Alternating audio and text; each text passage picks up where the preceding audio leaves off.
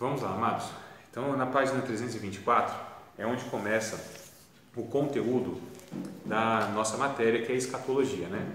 Então, vocês já estão aí bem habituados com o termo, ou com os termos, né? Então, escatologia, vocês sabem que é estudo de alguma coisa. Vem logia, mas seria estudo das últimas coisas, tá bom?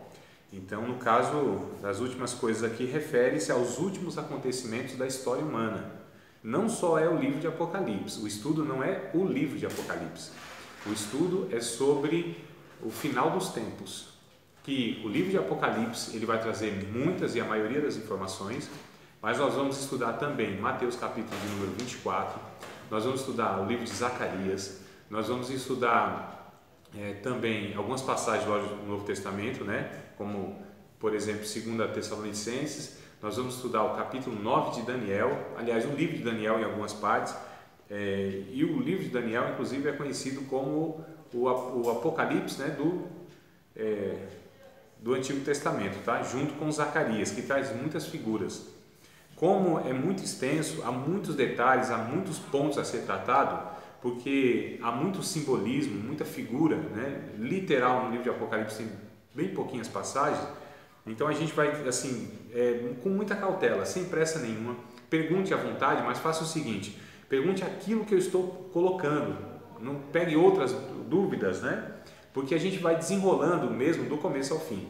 Hoje eu vou dar aquela introdução, então aquele panorama geral, né? Onde a gente fala de tudo, só que de uma forma um pouco superficial, e nas outras aulas então a gente vem utilizando cada aula para tentar se aprofundar em cada ponto, para que a gente tenha uma noção básica e boa a respeito da abordagem mesmo do Apocalipse, os acontecimentos e outros assuntos mais. É lógico que embora aí a gente estique algumas aulas, né, e a gente vai fazer isso, mesmo assim, claro que ainda ficará alguns assuntos pendentes, ou não digo nem assunto pendente, mas não vai ficar talvez tudo respondido daquele ponto, né? Então a gente se aprofunda à medida que tiver um interesse aí, mas pelo menos vamos tentar abordar aí os pontos principais.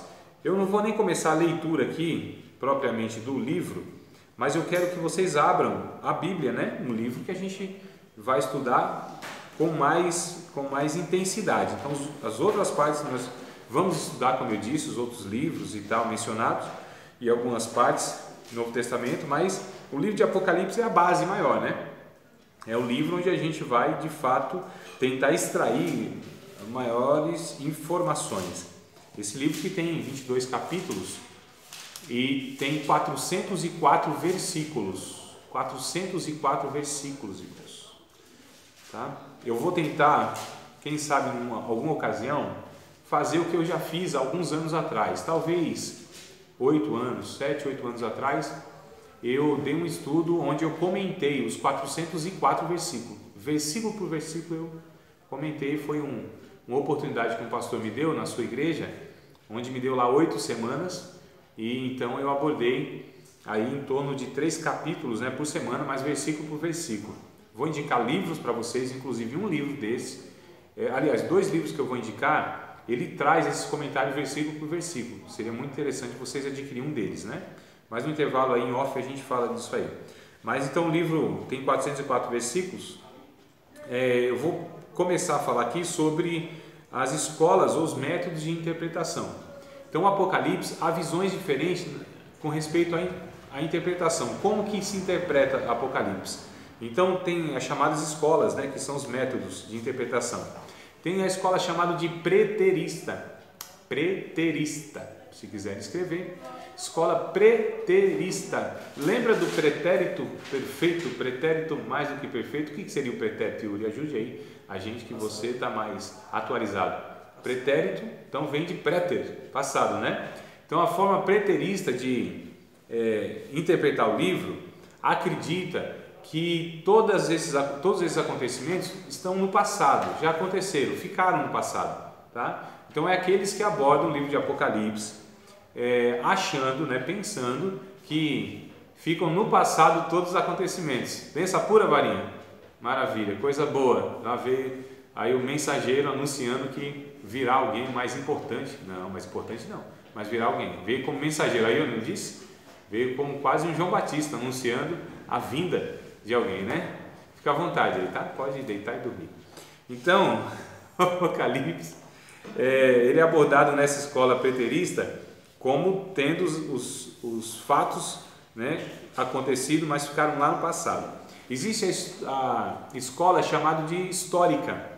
São aqueles que olham para o Apocalipse e pensam que todos esses acontecimentos eles foram se dando ao longo da história. Então o livro de Apocalipse, né, seria acontecimentos que ao longo da história ele foi se desenrolando, tá bom? O terceiro método, né, que é o futurista. O futurista, que é o que nós vamos seguir. Já estou adiantando, tá? Esse método, eu e a grande maioria dos estudiosos acreditam que é o adequado, é o mais adequado. Esse método considera o quê? Que até o capítulo 3 do livro de Apocalipse foram fatos históricos para aqueles dias lá que João escreve, do primeiro século, e a partir do capítulo 4 é algo que acontecerá ainda, é algo que está para o futuro, que inclusive não aconteceu ainda, tá? Então esse é o método futurista, que é o que a gente vai usar e o que a grande maioria dos estudiosos acredita ser o correto. E aí tem a escola simbólica, que acredita que tudo que está no Apocalipse, tudo é simbólico, nada de fato é literal. E os símbolos trazem lições morais, né? O misticismo, a figura, traz todos os símbolos que significam alguma coisa. Então vê em cada passagem, em cada expressão, há um significado específico, né? Mas de uma forma sempre simbólica mesmo. E tem o eclético, a interpretação eclética, né? O método de interpretação eclética vai pegando um pouquinho desses. Ou seja, mistura, né? Tá bom? Mas a gente entende, inclusive, que há sim há fatos históricos, né, que aconteceram lá, como eu disse, até o capítulo 3, nós vamos ver depois. Nós entendemos, eu digo aqueles que seguem o método futurista, que é a grande maioria. Entendemos que de fato há muitos símbolos, muitas coisas que são representativas e não são literais, né? Então assim, e a gente entende também que se tratando até o capítulo 3, existe uma parte histórica.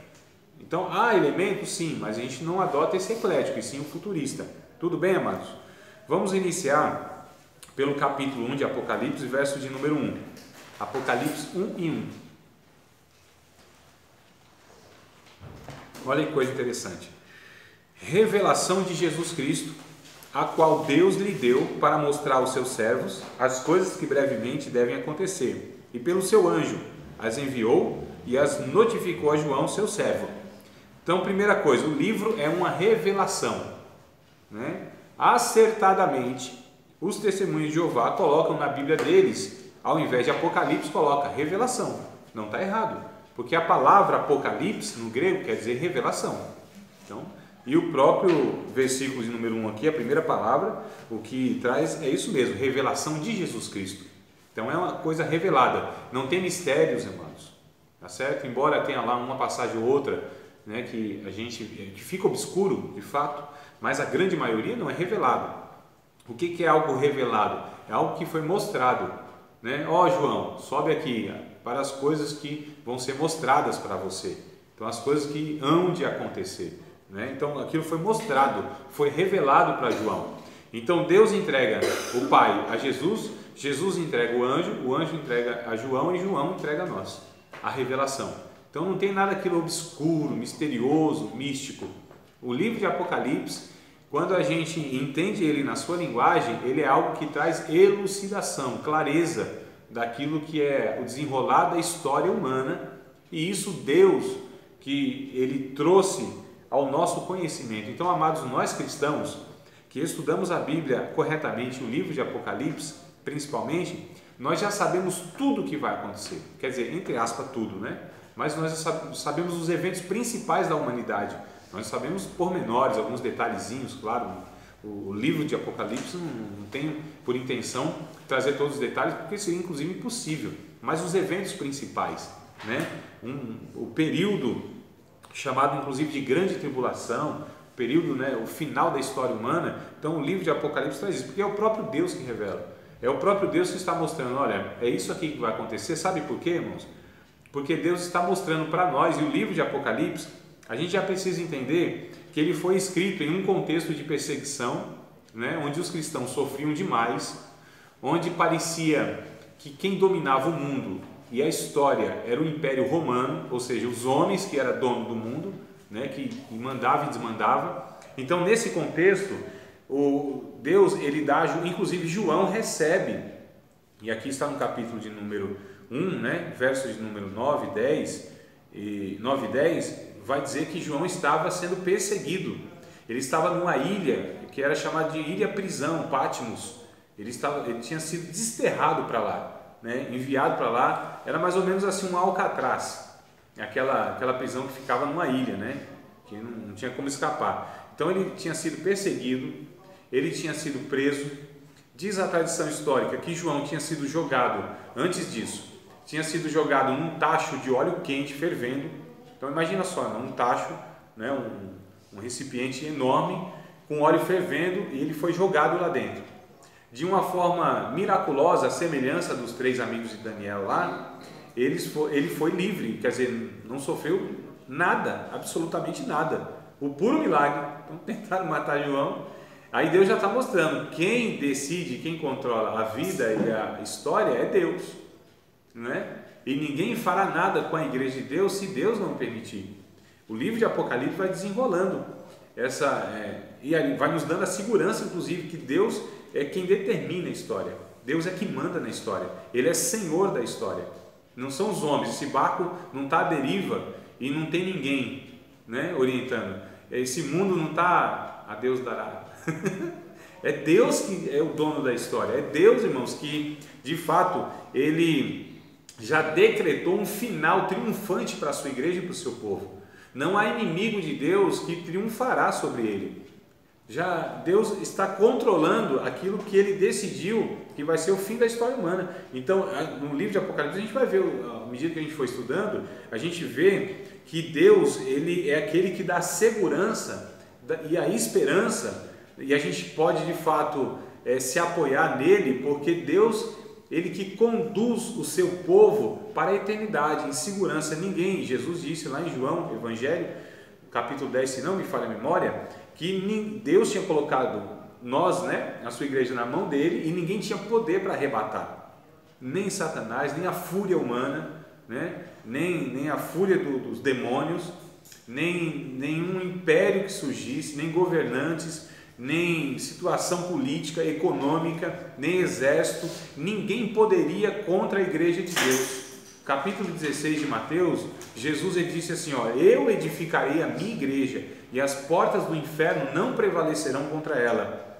Então, em Apocalipse, Deus está mostrando, vocês são triunfantes no meu filho. O meu filho é Senhor de tudo e de todos. Chegará um tempo que eu colocarei todos como estrado debaixo dos pés do meu filho, né? Romanos capítulo de número 16, verso 20, se não me falha a memória. Em breve, Deus, o Deus de paz, esmagará Satanás debaixo dos vossos pés. Então a palavra é segura, a palavra triunfante. Deus é Senhor da história, Deus é Senhor de tudo e de todos. É Deus que manda, irmãos, em todos, não é? Pentecostais tivesse chegado, glória a Deus, eu ia falar agora, não é possível. Aleluia. Amém. Então, a gente vê aqui que lá em Patmos, então, o Apocalipse foi entregue a João, ou seja, essa revelação, numa condição adversa. Então, os cristãos estavam passando perseguição. E foi-lhe dada essa mensagem, então, com um consolo para eles. Porque o que Deus está mostrando aqui, calma, vocês estão passando tribulação, dificuldade, mas eu, no final da história, darei para vocês a coroa da vida, a recompensa, né? Quem for fiel até a morte, dar-te-ei a coroa da vida. Então Deus vem trazendo essas mensagens e muitos dos textos aqui de Apocalipse. Então a gente já entende aqui o contexto que foi escrito no primeiro século, então na década de 90, né? Década de 90 mesmo, né? 1990, 1880, 1790, 90, 090, tá certo? 90, entre 90 e 96 do primeiro século foi escrito aí o Apocalipse. E aí a gente percebe então que já começa no verso de número 3, uma bem-aventurança. Bem-aventurado, ou seja, feliz, né? Olha só, feliz, aquele que lê e os que ouvem as palavras desta profecia e guardam as coisas que nela estão escritas, porque o tempo está próximo. Primeira coisa, amados, a Bíblia vai dizer que o cristão, ele é feliz que lê esse livro. Olha só, é bem-aventurado. Há 7 bem-aventuranças em todo o livro de Apocalipse. No capítulo 1, versículo de número 3, vai estar escrito: bem-aventurado aquele que lê, os que ouvem as palavras dessa profecia, guardam as coisas que nela estão escritas, porque o tempo está próximo. Capítulo de número 14 do Apocalipse, a segunda bem-aventurança. Eu vou falar para vocês a 7. Se vocês quiserem anotar, tá bom?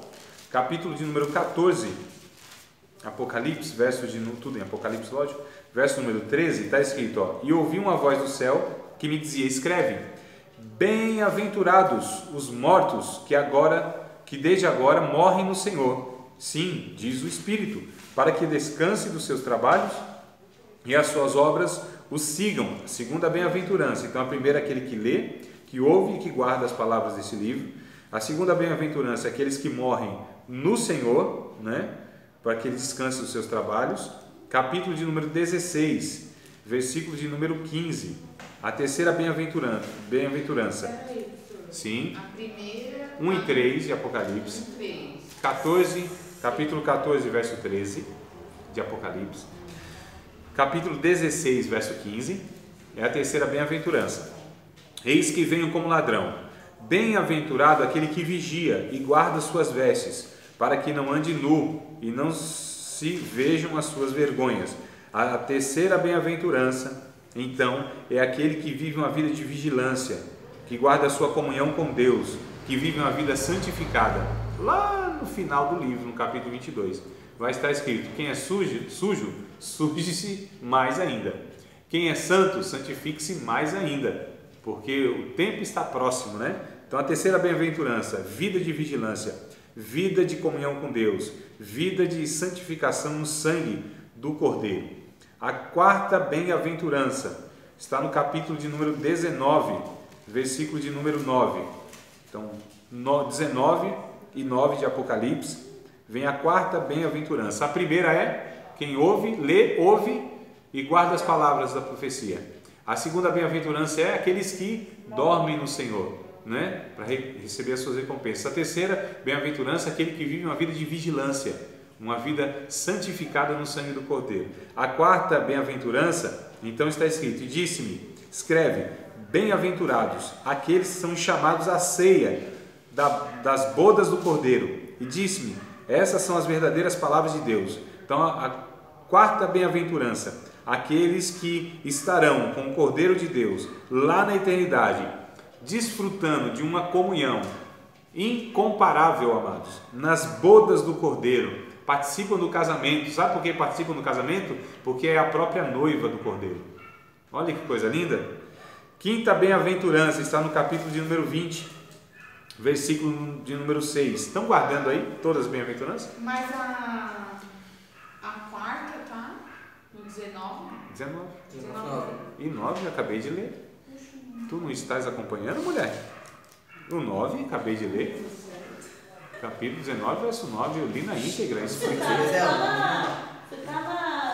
Na arca. na arca. Eu fechei a colher na arca. É. Deve ser o hino 19, né? 16, 9. Capítulo 19, versículo de número 9. Bora lá, meu povo. Não se despeça, fique ligado na fiação, como diz o pentecostal. 19, 9. Depois, inclusive, assista novamente o vídeo, tá certo? A reprise. Vale a pena assistir de novo. Pode ser à tarde, não tem problema. Então vamos lá, capítulo de número 20, verso de número 6. Olha só, a quinta bem-aventurança. Bem-aventurado e santo aquele que tem parte na primeira ressurreição. Sobre esses não tem poder a segunda morte, mas serão sacerdotes de Deus e de Cristo, e reinarão com ele 1000 anos. Nós vamos falar desse negócio em milênio. Então, a quinta bem-aventurança é aquele que tem parte na primeira ressurreição.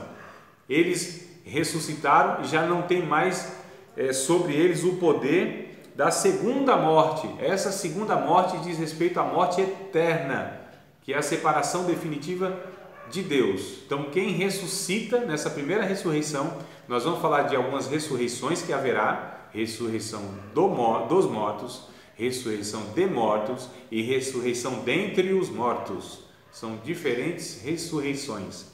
E aí, bem-aventurado, então, é esse que faz parte, né?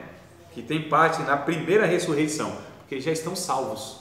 Não tem mais risco de ir para o julgamento final.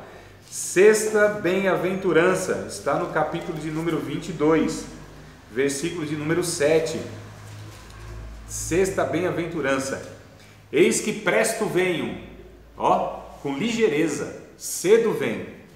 Bem-aventurado aquele que guarda as palavras da profecia desse livro. Então, bem-aventurado aquele que guarda, retém, confia, né? Vive nessa expectativa e perspectiva de guardar a profecia desse livro. Então, essa é a profecia. O próprio Jesus vai dizer no livro de Apocalipse que o espírito dele é espírito de profecia, irmão, de anúncio, né? De alerta, de anúncio de esperança. Então, bem-aventurado aquele que guarda as palavras da profecia deste livro, viu? Então, a profecia específica é deste livro. Então, alguns entendem, então, de uma forma até errada, que, mas a Bíblia diz que quem tirar alguma palavra ou acrescentar também será tirado, né, a sua parte, mas é a palavra deste livro, tá? Então, essa profecia aqui. A última, sétima e última bem-aventurança está no capítulo 22, não tem mais capítulo para frente, é o verso 14. 14. Isso, corre os olhos mais para baixo um pouquinho. Bem-aventurados aqueles que lavam as suas vestiduras no sangue do Cordeiro, para que tenham direito à árvore da vida e possam entrar na cidade pelas portas. Felizes, bem-aventurados aqueles que confiam no sangue de Jesus, no sangue do Cordeiro, que vivem confiando na graça de Deus. Esses sim terão direito à árvore da vida e vão entrar na cidade pelas portas. Então nós percebemos aqui, amados, 7 bem-aventuranças que o livro de Apocalipse traz. Falando, o número 7 aparece diversas vezes no Apocalipse. E o número 7, ele representa a plenitude, aquilo que é completo. A palavra septa, né? Septa no grego, quer dizer aquilo que é completo, plenitude. Inclusive tem até o 7 no lado negativo, né? Seria a plenitude do mal. Mas aqui vai falar de 7 trombetas, aliás, desde o comecinho, 7 igrejas, 7 estrelas, 7 castiçais, vai falar de 7 selos, 7 trombetas, 7 taças, 7 espíritos de Deus, né? Então 7 é a completude. No 7º dia Deus encerrou tudo quanto é obra nessa criação. Então 7 aparece na numerologia bíblica. Não estranho, não fala negócio de numerologia, mas a Bíblia tem também esse ramo de estudo, que é o estudo sobre os números, e eles têm significados. O número 3, por exemplo, é o número de Deus, né? O número 7 é o número da perfeição. O número 6 é o número do homem. Inclusive nós vamos estudar os 666, né? 660, já chega assim, né, Maria? Eu tenho a impressão que eu te vi ontem, não, né? Então, não era tu não, né? Mas era bem parecidinha. O 7 é aquilo que é completo, aquilo que é pleno. A palavra no grego, né, para 7, traz essa ideia de plenitude, aquilo que está cheio, completo e tal. Então, número 3 é o número de Deus, fala da Trindade. O número 6 é o número do homem, inclusive o número 666. Nós vamos tentar explicar para vocês, né? A Bíblia vai dizer número de homem, não é isso? Então, número de homem, só que potencializado 3 vezes. E a gente vai ver aqui como existe a Trindade, a Triunidade, Pai, Filho e Espírito Santo. Existe a Trindade satânica, o falso profeta, né?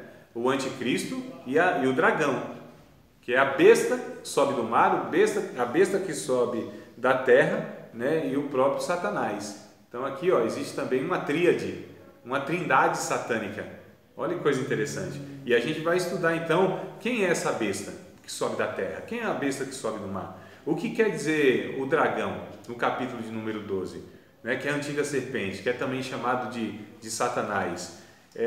A gente vai ver o que essa mulher vestida de sol, o que isso significa. Então há muitos símbolos que a gente vai tratando, cada selo desenrolado, o que isso significa. Então vamos começar desde o início, que é do capítulo de número 1, voltando então com Apocalipse, né? Isso, capítulo de número 1, a partir do verso de número 9. Vamos assim estudando muita tranquilidade, vamos ler bastante textos aqui, inclusive hoje, né? A gente vai fazer esse panorama geral, depois a gente retoma até algumas leituras para se aprofundar um pouquinho mais nelas, tá? Então, o capítulo de número 1, verso de número 9, o João, ele vai dizendo o seguinte, olha que coisa interessante. Eu, João, que também sou vosso irmão e companheiro na aflição e no reino e na paciência de Jesus Cristo, estava na ilha chamada Patmos, por causa da palavra de Deus e pelo testemunho de Jesus Cristo. Por causa da sua fidelidade, ele foi jogado então nessa prisão aí, na ilha prisão, né? Após ter tentado, as autoridades tentaram matá-lo e não conseguiram. Então, deixaram ele lá. Eu fui arrebatado em espírito no dia do Senhor, em um domingo, esse dia do Senhor, inclusive é a única expressão no Novo Testamento que se refere ao domingo, tá? É a única. Todo dia do Senhor que aparece no Novo Testamento, inclusive, refere-se a outra coisa, a vinda de Cristo. A gente vai falar sobre arrebatamento, né? Arrebatamento. Então, arrebatamento. Isso. Não arrebentamento, é arrebatamento. Então, aqui o dia do Senhor refere-se ao domingo, que para os cristãos foi o dia que Jesus ressuscita, onde eles colhiam as ofertas, onde eles celebravam a ceia. Todo domingo da semana eles celebravam a ceia e eles recolhiam as ofertas para ajudar os irmãos necessitados. Então, 1 Coríntios capítulo 16, verso 1 e 2 vai falar isso. Atos dos Apóstolos também, acho que é capítulo 20, versículo número 7, vai falar isso também no primeiro dia da semana, né? Eles se reuniam, ceiavam e tudo mais. Então, fui arrebatado em espírito. Ele foi levado ao céu, o João, em sentido, irmãos, tá certo? O seu espírito, o seu sentido foi levado por Deus ao céu. Olha que coisa interessante. A Bíblia, ela no Apocalipse vai dizer, ora, João ele ouvia do céu alguma voz e ora ele ouvia no céu. Essas expressões vão mostrar que ora lhe foi revelado algumas coisas. Ele diretamente, seu pensamento, seu sentido, a semelhança de Paulo no capítulo de número 12 de segunda carta aos Coríntios, que ele também foi arrebatado, né? Foi levado até o terceiro céu, ou seja, a morada de Deus, a presença da plenitude de Deus.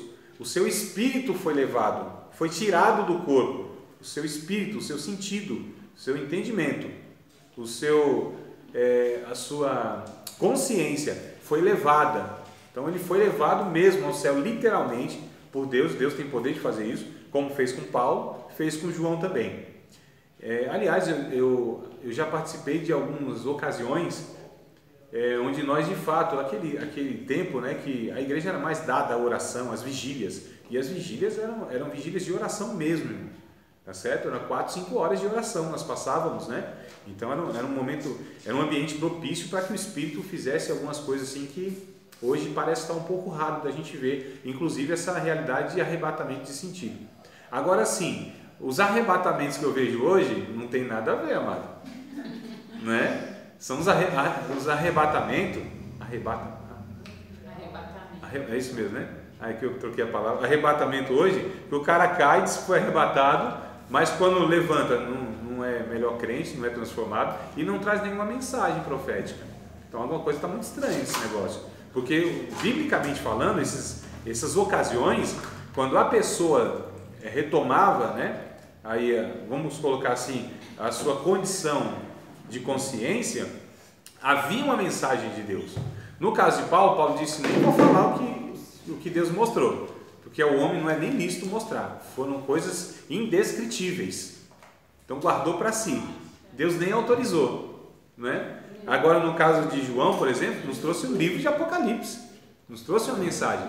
E antes a gente percebia, nessas reuniões que eu participei, como eu disse para vocês, em algumas vezes, né, ou várias vezes, de fato a pessoa trazia uma mensagem profética de Deus, uma mensagem que tinha um conteúdo mesmo, né, de revelação, mas dentro das Escrituras Sagradas, claro. Mas acontece que ele foi arrebatado então ao céu. Ora ele estava no céu, ouvindo de Deus as revelações, ora ele estava na terra e tinha visões do céu.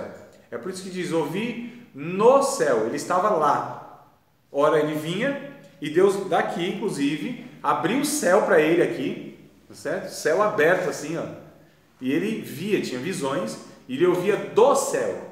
Então Deus abriu a visão dele e a audição para esse mundo chamado mundo espiritual, né? Esse mundo nessa dimensão que os nossos olhos não conseguem contemplar, que é chamado mesmo a eternidade, etc. Então aqui, amados, é o ápice do desvendar, da revelação mesmo, né, que Deus traz a um ser humano. É o ápice daquilo que vai... Deus passou assim em 3D, em 3D para o João, todos esses acontecimentos. O negócio foi ao vivo e a cores, né? O negócio é muito impressionante. Inclusive, o que João viu é o que Deus vê. E o que Deus vê? Tudo. Inclusive tudo que vai acontecer na história. Deus está vendo. Para Deus é um eterno presente. Ele vive num eterno presente. Para Deus não existe passado e nem existe futuro, amados. É um eterno presente. É um dia tão intenso, é um dia tão longo que não existe noite, né? Então é chamado o dia eterno, o dia da eternidade. Olha que coisa linda. Então não existe nem passado e nem futuro, é o eterno presente. Então Deus vive nesse eterno presente, vê todas as coisas a partir da eternidade. E aí João foi levado então nessa ótica de Deus e ele enxergou também esse desenrolar da história humana. Veja que privilégio, imagina só que privilégio que recebe um ser humano de ver o que Deus vê, enxergar o que Deus enxerga, né? Então é um negócio impressionante. Então eu fui arrebatado em espírito no dia do Senhor e ouvi detrás de mim uma grande voz, como de trombeta, que dizia: o que vês escreve num livro e envia-o às 7 igrejas que estão na Ásia, a Éfeso, a Esmirna, a Pérgamo, a Tiatira, a Sardes e a Filadélfia e a Laodiceia. Essas igrejas, irmãos, elas eram 7 igrejas que ficavam muito próximas uma da outra. O máximo que distanciava uma da outra, o máximo, era de 50 quilômetros. Então eram bem próximas mesmo, tá? Da Ásia Menor ali. Verso 12: e virei-me para ver quem falava comigo. Virando-me, vi 7 castiçais de ouro. Olha só. A gente vai ver aqui que o próprio livro, o texto já dá a interpretação de tudo isso. Então, o livro de Apocalipse, a gente tem que prestar muita atenção na leitura, porque o próprio texto traz as explicações, irmãos, tá? Nem precisa a gente viajar na maionese, não. Então, né? Porque às vezes fala, significa isso, de onde você tirou isso? Às vezes o cara imaginou. Mas se a gente lê com mais cuidado, a gente percebe que o próprio livro traz explicações, né? Que é o caso aqui. Então, virando, vi 7 castiçais. A gente vai ver o que significa isso. No meio dos 7 castiçais, um semelhante ao Filho do Homem, vestido até os pés de uma veste comprida e cingido pelo peito com um cinto de ouro. A sua cabeça e cabelos eram brancos como a lã branca, como a neve, e os seus olhos como chama de fogo. Os seus pés semelhante a latão reluzente, como se tivesse sido refinado numa fornalha. A sua voz, como a voz de muitas águas. Imagine o barulho, o estrondo de cacho. Quem já foi em cachoeira aqui? Mas assim, era muito grande, era pequena? Aquela lá do sul? Não? As cataratas do Niágara. Ninguém foi? Mas cachoeira não faz as quedas d'água? Então imagina só como voz de muitas águas, muitas cachoeiras, o estrondo, né? E ele tinha na sua destra, na sua mão direita, 7 estrelas. Vamos guardando aí, ó, 7 castiçais, 7 estrelas, para a gente ver o significado disso. Sim, verso 16. 7. Castiçais, 7 estrelas. E da sua boca saiu uma aguda espada de 2 fios. 7. O seu rosto era como o sol, quando na sua força resplandece, ou seja, ao meio-dia. E eu, quando o vi, caí aos seus pés como morto. E ele pôs sobre mim a sua destra, dizendo-me: não temas, eu sou o primeiro e o último, e o que vive. Fui morto, mas eis aqui estou vivo, para todo sempre. Amém. E tenho as chaves da morte e do inferno. Escreve as coisas que tens visto, as que são e as que depois dessas hão de acontecer. Eu deixei passar aqui uma informação que eu deveria dar para vocês, porque aqui, amados, no verso número 3 do capítulo 1, vai dizer algo que a Daniel foi falado ao contrário. Quando Daniel tem uma revelação também do futuro, e a ele foi dito o seguinte: sela as palavras desse livro, porque isso que vai acontecer é para um futuro muito distante, né? Então sela, guarda aí. Aqui é o contrário, vai dizer o seguinte: para não selar as palavras, olha só, para não estar achando que isso vai acontecer no futuro. Mas o verso 3, o final, diz: o tempo está próximo. Olha só, então essas coisas, breve, no verso 3, do capítulo 1 mesmo. 3. Isso, verso 3, né? Que as coisas que está escrito nesse livro, porque o tempo está próximo. Então essas coisas iriam acontecer de uma maneira muito rápida, tá certo? Ou seja, quando começarem a acontecer essas coisas, serão muito rápidas. Então vamos lá a partir do verso que nós paramos, agora 19, né? Escreve essas coisas que tens visto e que as que são, as que tens visto, as que são e as que depois destas hão de acontecer. Verso 20, então ele vai trazendo o significado das 7 estrelas e dos 7 castiçais, né? O mistério das 7 estrelas que viste na minha destra, próprio Jesus dizendo, e dos 7 castiçais de ouro. As 7 estrelas são os anjos das 7 igrejas, e os 7 castiçais que viste são as 7 igrejas.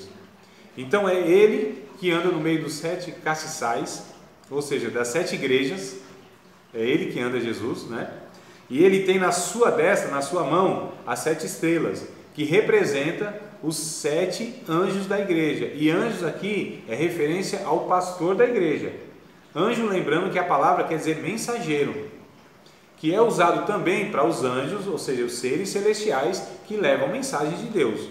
Mas nesse contexto aqui de Apocalipse, no capítulo 2 e capítulo 3 especificamente, não todo o livro de Apocalipse, mas no capítulo 2 e capítulo 3, os anjos aqui representam os pastores dessas igrejas, né? Olha só o capítulo 2 aqui na sequência. Escreve ao anjo da igreja que está em Éfeso. Então escreve ao pastor, ao dirigente da igreja que está em Éfeso. Porque Deus se dirige ao anjo da igreja?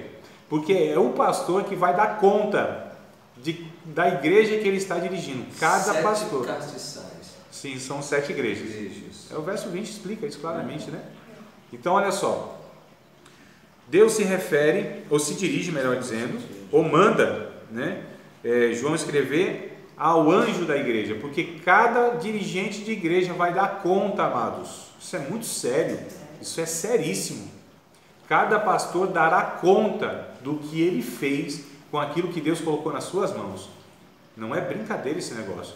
E Deus responsabiliza todos, claro, mas muito mais ao pastor, não é? Então isso diz aquele que tem na sua destra, que tem na sua destra as 7 estrelas, que anda no meio dos 7 castiçais de ouro. Eu sei as tuas obras, o teu trabalho, a tua paciência, que não pode sofrer os maus. Puseste a prova os que dizem ser apóstolos e não são, e tu os achaste mentirosos. Sofreste, tens paciência, e trabalhaste pelo meu nome, e não te cansaste. Tenho, porém, contra ti, que deixaste a tua primeira caridade, o teu primeiro amor. Lembra-te, pois, de onde caíste, e arrepende-te, e pratica as primeiras obras.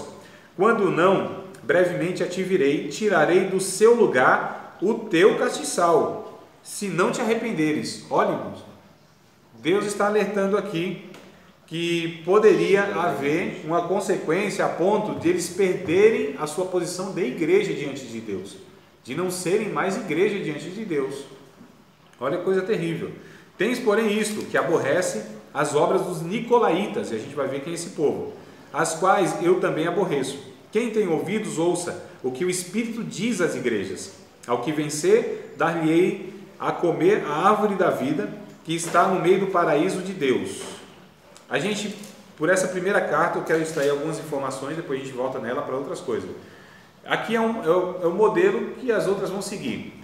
Deus se dirige à igreja, lhe elogia pelas suas virtudes, né? Diz que vai recompensar inclusive elas por todo esse trabalho, pelas virtudes, só que reprova também e diz que vai trazer castigo contra os seus pecados. Só tem duas igrejas que não há reprovação, que é a igreja de Esmirna e a igreja de Filadélfia. As outras 5 sempre tem o alerta, a promessa da recompensa futura e também a promessa da punição pelos seus erros. E o chamado ao arrependimento, as 5 tem, só 2. Eu estou parecendo que agora fui transportado lá para o Israel, né? Vi ali e falei, rapaz, será que estão falando de arrebatamento, aquela coisa toda? Mas tá certo. Depois me deixa tirar uma selfie com você, celebridade. Então olha só, amados, o capítulo 2 aqui vai trazer mais ou menos o que vai ser as 7 igrejas aqui. Essa primeira igreja, eu vou trazer aqui uma possível, isso não é categórico, eu não estou afirmando, eu não vou morrer por isso, por essa afirmação, tá bom? Então se me chamasse, André, ou nega aí se você está falando ou morre. Eu falei, não, eu nego agora, já, não morro não. Mas é uma possível interpretação, é a abordagem de alguns estudiosos que dizem que essas igrejas, elas representam o quê? Representam o período na história, o período, a igreja, né? Ela passou por períodos na história e cada igreja representa um desses períodos, e a gente vai ver que tem até coerência, mas calma, é uma possível interpretação, não estou batendo o pé aqui. Então a gente fala que a igreja de Éfeso foi a igreja do primeiro século, a igreja fervorosa, a igreja dos apóstolos, a igreja que inclusive diz aqui, ó, que trabalhou pelo nome de Cristo, que teve paciência, que não sofreu os maus, que pôs à prova aqueles que se diziam apóstolos, mas não eram mentirosos. A igreja de hoje precisava fazer isso, né? Pôr à prova essas pessoas que dizem ser apóstolos, não é? Mas parece que não é essa prudência. E sofreu pelo nome de Cristo, trabalhou pelo nome de Cristo, né? Foi ali vigorosa e tal, não negou o nome de Cristo, porém perdeu o seu fervor, aquele fervor em Atos dos Apóstolos, doutrinariamente era uma igreja que não deixava a desejar, doutrinariamente, mas perderam o fervor, perderam o seu chamado primeiro amor, aquela paixão intensa, né, por Cristo. Então ficaram lá na igreja combatendo as heresias. Os que queriam entrar como falsos obreiros, eles identificavam, reprovava grupos como os nicolaítas, por exemplo, que era um grupo herético que havia na ocasião. Então Deus elogiou isso, mas disse, eu tenho contra ti que perdesse o teu primeiro amor. Vocês caíram, lembra-te, né, do primeiro amor, senão virei contra vocês e tirarei a posição de vocês diante de mim de igreja. Porque, irmãos, é muito perigoso a gente perder aquela paixão e aquele desejo de ser fiel a Deus. É muito perigoso, né? A gente às vezes fala, quando diziam para mim, lá no comecinho da fé, não tão começo assim, talvez 4, 5 anos que eu tinha aceitado a Cristo, você está no primeiro amor, mas deixa eu passar alguns anos. Eu falei, que é isso, eu nunca vou perder o primeiro amor. Pensei comigo, né? Aí depois eu fui percebendo que eu fui deixando, não é só os afazeres, não é só a intensidade, porque o primeiro amor nem quer dizer isso de intensidade de feitos, e sim de motivações e sentimentos que nós temos no coração em relação a Deus. Então muitas pessoas confundem o primeiro amor com aquela pessoa que é frenética, aquela pessoa que é doida, que não para, não é? Que de noite, noite e dia, é o ativismo, está fazendo com essa pessoa, ela está no primeiro amor. Nem sempre, irmãos. O primeiro amor, que a Bíblia vai dizer, é a motivação que nós temos no coração, é o desejo intenso que nós temos de viver para Deus, e nem sempre isso quer dizer em volumes de coisas que nós fazemos, mas a intencionalidade, as motivações, o desejo no nosso coração, sincero e honesto, de fazer a vontade de Deus, de viver para Deus, mesmo que muitas vezes não seja com muitos feitos, porque a Bíblia não conta a quantidade de coisas que nós fazemos, e sim as intencionalidades que nós temos no coração, não é? Então muitas pessoas, por exemplo, vão fazer um monte de coisa, chegar para Deus esperando talvez uma recompensa assim enorme, aquela coroa grande, né? Deus vai ter no céu, assim, a coroa, na imaginação dessas pessoas, é tão grande que Deus vai ter que dar uma cabeça cearense para eles, para a coroa caber. Desculpa aí a piada para os cearenses, né? Mas que tem essa fama, né, de ser cabeça avantajada, né? Então, o 1 Coríntios capítulo 3 vai dizer isso, do verso 12 mais ou menos até o 15, que muitas pessoas serão recompensadas por Deus e serão frustradas na recompensa, porque Deus disse assim: não, a tua obra que fizeste é de madeira, feno e palha, não passou no crivo. As motivações que te levaram a fazer, né? Os sentimentos que te levaram a fazer, isso para mim não contou nada. Você fez muita coisa, mas sem paixão, sem honestidade, sem verdade, sem gratidão. Olha só, irmãos, então a gente vai percebendo aqui que essa igreja de fato se encaixa com aquele perfil da igreja do primeiro século, tá? Então, a igreja de Éfeso, e a palavra Éfeso quer dizer desejado, desejado, a igreja que desejava, amava de paixão o Cristo, o Salvador deles. Verso de número 8, então, verso de número 8, a igreja é chamada de Esmirna. Porém, entretanto, outro sim, daqui um pouquinho, eu vou falar, depois